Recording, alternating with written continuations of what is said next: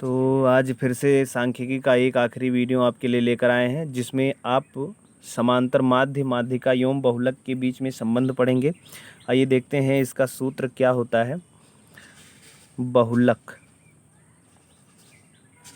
बराबर 3 गुणे माध्यिका माइनस 2 गुणे माध्य, अर्थात समांतर माध्य, माध्यिका और बहुलक के बीच में ये एक सूत्र दिया गया है, जिससे आप जो है, यदि आपको माध्य, माध्यिका एवं माध्य एवं माध्यिका दिया रहे तो आप बहुलक आसानी से ज्ञात कर सकते हैं, या आप टेबल से माध्य और माध्यिका का जो है मान ज्ञात कर लीजिए और उसको इस सूत्र में रखकर आप बहुलक का मान ज्ञात कर सकते हैं। आइए इसका एक उदाहरण देखते हैं।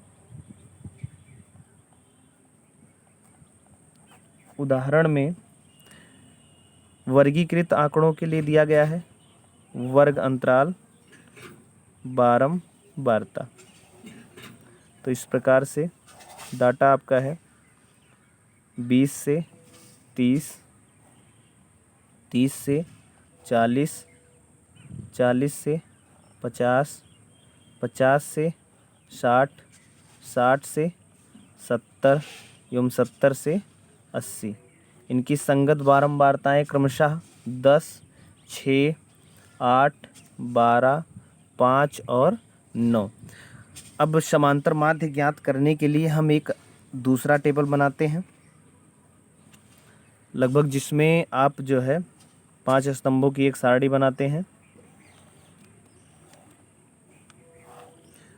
तो इस प्रकार से जो है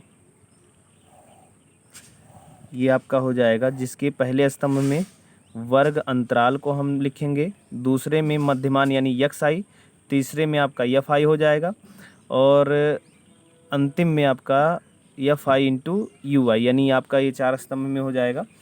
तो वर्ग अंतराल में आपका जो है 20 से 30, 30 से 40, 40 से 50, 50 से 60, 60 से 70 एवं 70 से 80। संगत बारंबारताओं को हम लिख देंगे 10, 6, 8, 12, 5 एवं 9। अब इसका मध्यमान दोनों को जोड़कर आधा करते हैं, 20, 30, ये आधा हो जाएगा 25, 40, 30, 70 यानी 35। डिफरेंस पता चल गया, यानी 10, 10 का 25, 10, 35, 10, 45, 10, 55, 10, 65 और 10, 75। अब आप कल्पित माध्य मान लीजिए, हम 55 को कल्पित माध्य ए मान लें, या आप 45 को भी मान सकते हैं। तो इस प्रकार से अगर हमने 55 को कल्पित माध्य ए माना है, तब हम यहाँ पे जो है ज्ञात करेंगे एफ आई इंटू यू आई का मान। इसके सामने आपका 0 हो जाएगा, -1, -2, -3। किस प्रकार से हम ज्ञात करेंगे, इसके लिए पहले वाले वीडियो में आपको जब कल्पित पद विचलन विधि से माध्यिका आपको ज्ञात करना बताया गया था, तो वहाँ आप देख सकते हैं ये आपका हो जाएगा 1 और ये हो जाएगा 2। अब आप इसका जो है टोटल करते हैं, तो टोटल में एफ आई का जो टोटल है वो टोटल करेंगे 50 मिलेगा, और इसका जो है टोटल करेंगे तो आपको ये आपका यू आई होगा और एफ आई इंटू यू आई, अर्थात 5 स्तंभों की सारणी बनेगी। थोड़ा सा यहाँ पे आपका मिस्टेक हो गया था। तो इस प्रकार से आप यहाँ पे कैलकुलेट कराएंगे तो ये हो जाएगा -30, -12, -8, 0, 5 और 9 दूनी 18। टोटल आप करेंगे तो ये आपका हो जाएगा, इसको इधर अलग जोड़ेंगे, इसको अलग जोड़ेंगे तो ये -27 आ जाएगा। इसी में माध्यिका ज्ञात करने का भी हम टेबल बना लेते हैं, और माध्यिका ज्ञात करने के लिए केवल एक ही स्टेप बढ़ा देते हैं, संचयी बारंबारता। संचयी बारंबारता हम किस प्रकार से ज्ञात करते हैं, पहले वाले बारंबारता में 0 जोड़ते हैं, यानी 10 + 0 बराबर आपका कितना हो जाएगा 10। अब तिरछे पे जोड़ेंगे, 10 और 6 16, 16 और 8 24, 24 और 12 तो ये आपका हो जाएगा 36, 36 और 5 41, 41 और 9 50, यानी कुल मिला के 50। टोटल भी आप किए हैं 50, अर्थात आपका करेक्ट है। अब हम समांतर माध्य निकालेंगे। समांतर माध्य के लिए फार्मूला होता है x बार बराबर a + sigma F I into U I upon sigma F I into H. यहाँ से अगर देखा जाए तो a की वैल्यू जो है 55 plus sigma F I into U I की जो वैल्यू आपको मिली है वो आपको मिला है 27 और बटे सिग्मा एफ आई का 50 और गुणे एच का वैल्यू 10। यहाँ से सिंप्लीफाई कर दीजिए तो ये हो जाएगा 55 और ये प्लस माइनस का माइनस, और यहाँ से आप इसको डिवाइड करेंगे तो आपका हो जाएगा 55 25 और फिर आपका 70, यानी कुल मिला के जो है इसको सॉल्व करेंगे तो ये आ जाएगा 5.4। अब यहाँ से जो है 5.3 समथिंग, यानी कि 5.4 लगभग मान लेते हैं। अब आगे जो है इसको घटाएंगे तो ये आपका हो जाएगा 55 में से 5.4 घटाएंगे तो 49.6, यानी आपको बार यक्स बराबर मिल गया 49.6। ये आपका समांतर माध्य हो गया। अब हम माध्यिका ज्ञात करते हैं, तो माध्यिका के लिए M E is equal to formula आपको पता ही होगा, L1 plus L2 minus L1 upon small F कोष्ठक में n/2 माइनस CF।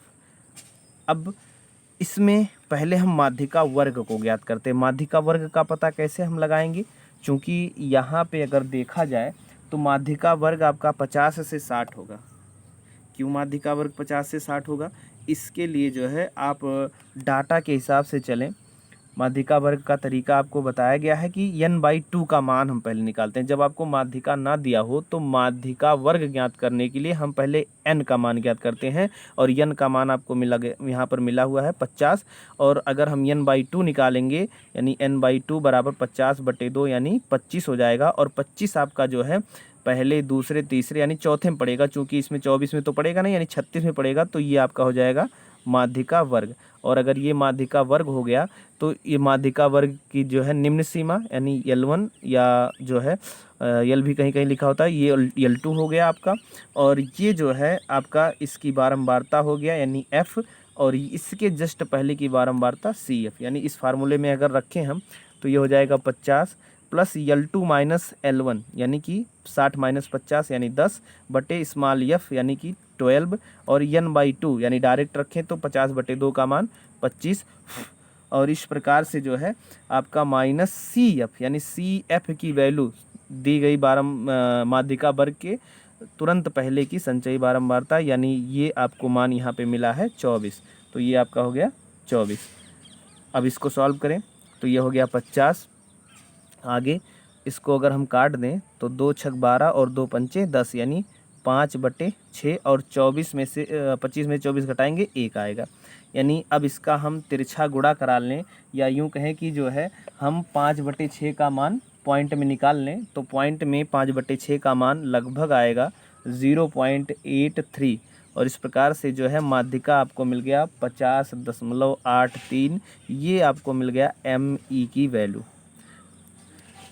समांतर माध्य आपको मिल गया है यहाँ पे x बार बराबर 49.6, और माध्यिका जो है आपको मिल गया 50.83। अब हम सूत्र लगाएंगे बहुलक। बहुलक का सूत्र क्या होता है, इसके लिए हम जानते हैं बहुलक का सूत्र होता है 3 गुणे माध्यिका, यानी 3 गुणे माध्यिका माइनस 2 गुणे माध्य।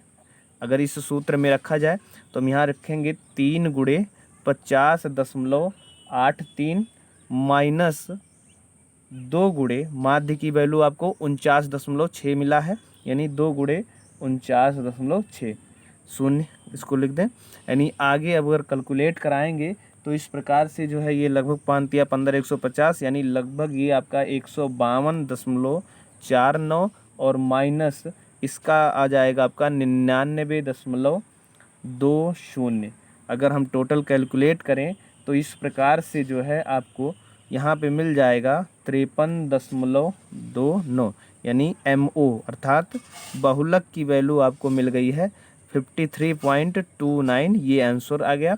यानी आपने देखा कि अगर आपको जो है एक क्वेश्चन दिया है जिसमें आप माध्य ज्ञात कर लें, माध्यिका ज्ञात कर लें, तो आप इस सूत्र के प्रयोग से यानी बहुलक बराबर 3 गुणे माध्यिका माइनस 2 गुणे माध्य की सहायता से आसानी से आप बहुलक ज्ञात कर सकते हैं। तो उम्मीद करते हैं कि वीडियो आपको समझ में आया होगा। किसी भी प्रकार की समस्या के लिए आप कमेंट बॉक्स में कमेंट कर सकते हैं।